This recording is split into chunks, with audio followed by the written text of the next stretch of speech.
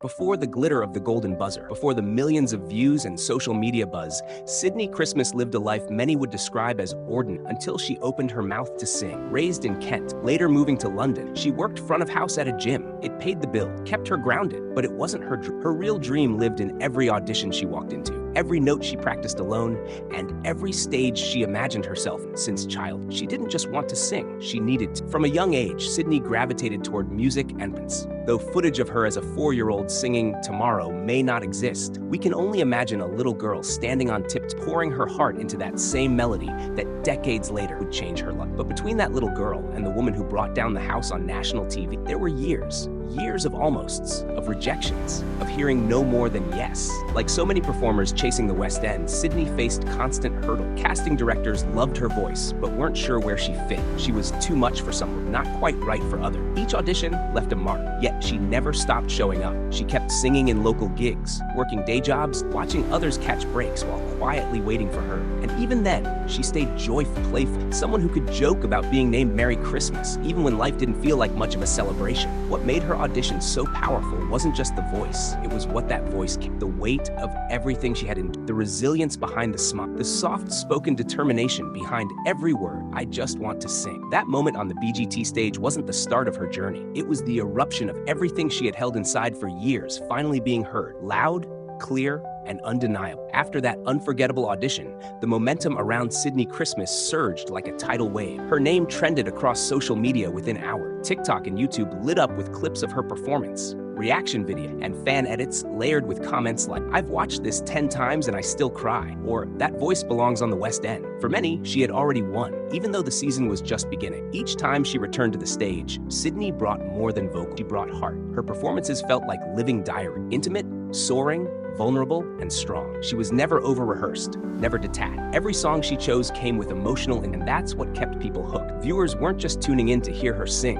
they were tuning in to feel something. Whether it was a ballad or a show tune, Sydney made it her own. The judges consistently praised her delivery, her presence, her connection to the audience. Amanda Holden continued to champion, clearly touched by Sydney's authenticity. Bruno Tonioli called her a master of storytelling through song. Even Simon Cowell, who had once grimaced at her audition song choice, seemed to grow increasingly impressed, praising her control, her growth, and the emotional weight she brought to every. But with admiration came pressure. As the competition intensified, Sydney had to carry the weight of being the golden buzzer, a title that brings both visibility and expectation. Some questioned whether she had an unfair advantage, while others speculated whether she was too professional for a show often geared toward undiscovered amateurs. Articles and online threads debated her background in theater, trying to box her into one category or another. But Sydney didn't engage in the noise. Instead, she let the music speak, and it loud, clear. As she advanced through the show, her fan base only grew. Viewers of all ages connected with, not just for her talent, but for her humility,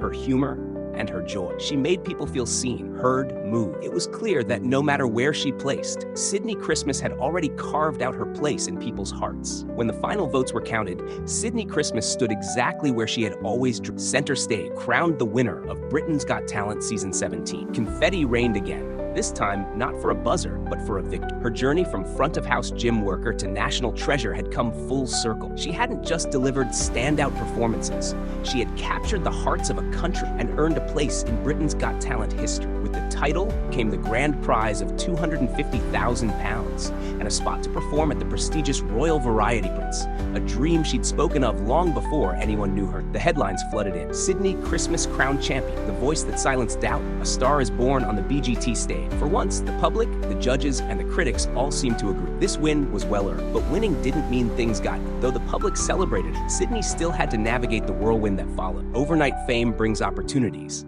but also question, media interviews, scheduling pressure, conversations about label, management, and next steps. And though she handled it all with grace, there was no roadmap. What she had was raw talent, gratitude, and her own clear voice guiding her. She revealed she was fired from her gym job shortly after winning the show, but even that setback couldn't dim her momentum. Instead, it added another twist to her underdog-to-winner story, a reminder that not everything changes overnight, even when your whole world. Still, she kept singing, kept connecting, kept showing up, not just as a winner, but as a woman who had waited a long time to be seen and wasn't about to let go of the mic. Winning Britain's Got Talent was never the final destination for Sydney Christmas. It was a turning point. The moment that the confetti settled and the cameras moved on, she didn't retreat, she refocused. Because while the prize was significant, Sydnie had always been chasing something deeper, a life filled with music, storytelling, and impact. And now, with a national spotlight behind her, she finally had the platform to build it on her own terms. She began mapping out her future. In interviews following her win, she spoke not about chasing fame, but about creating a debut album that truly reflected who she is.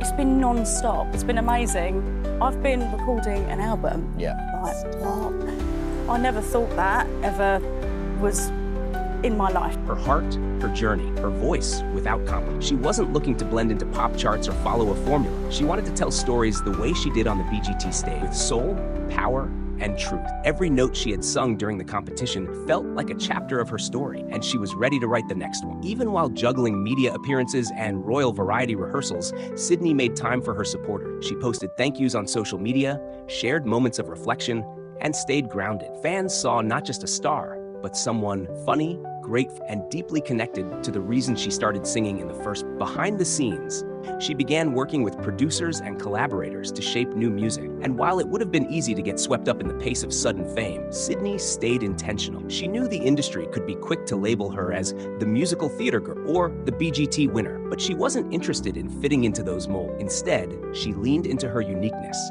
embracing the theatricality, honesty, and depth that made her performances so unforgettable. Dream, obviously part of your dream was making albums and singles, but part of that dream was West End. It's going to happen, isn't it? Well, it's I going to hope happen. so. This wasn't reinvention, it was the beginning of something much bigger. A career built not on a moment, but on meaning. She took the stage at the Royal Variety Performance later that year, fulfilling a long-held ambition as part of her winner's prize. Under the musical direction of Dave Arch, Sydnie delivered a performance that cemented her status as a rising star in British entertainment.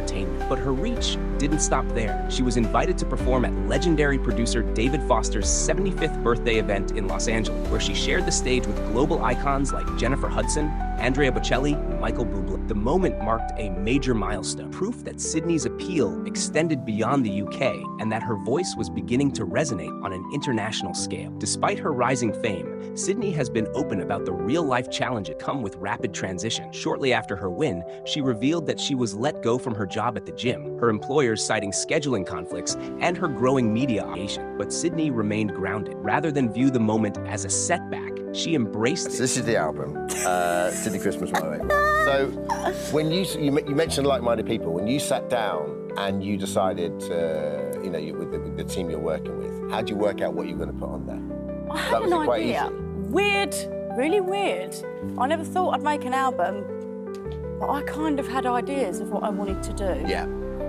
And I was like, okay, let's go with this. So as a natural part of moving into a new season of life, she's spoken openly about her desire to start a family, buy a home, and build a life rooted in stability, even while chasing her musical. Sydnie Christmas's My Way tour in February 2025 was met with widespread acclaim, showcasing her exceptional vocal prowess and deep connection with audiences across the performances at esteemed venues like the Liverpool Philharmonic Hall and London's Aldwych Theatre, highlighted her ability to blend powerful vocal, personal storytelling, leaving attendees mesmerized. A standout moment of the tour was a duet of Over the Rainbow with Lauren Ulrich, known for Never Enough from The Greatest Showman, marking their first live performance together and earning a standing ovation. Sydnie's engagement with her audience extended beyond her music.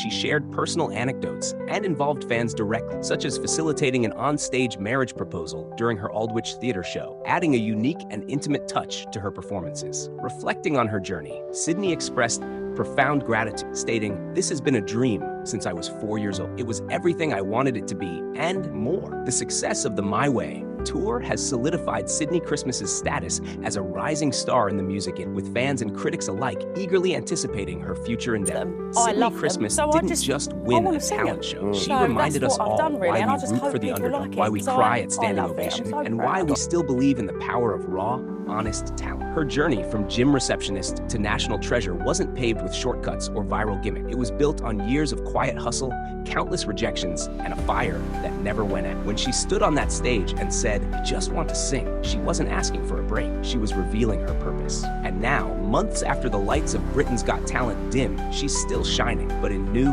deeper ways. She's toured the country, performed with musical legends, and captured hearts not just with her voice, but with her vulnerability and authenticity. Through it all, she's remained grounded, grateful, and fiercely committed to staying true to herself. Sydnie's story isn't just inspiring because of where she ended up. It's powerful because of how she got there. Every note, every step, every tear-soaked moment reminded us what it means to be seen, to be heard, and to believe again. So if her story moved you, if it made you smile, cry, or even just pause, then do her a favor. Give this video a thumbs up, share it with someone who's chasing their own version of tomorrow, and most importantly, subscribe to this channel because we're not just telling stories of fame, we're sharing stories of heart, grit, and the human spirit. And trust us, there's more where this came from.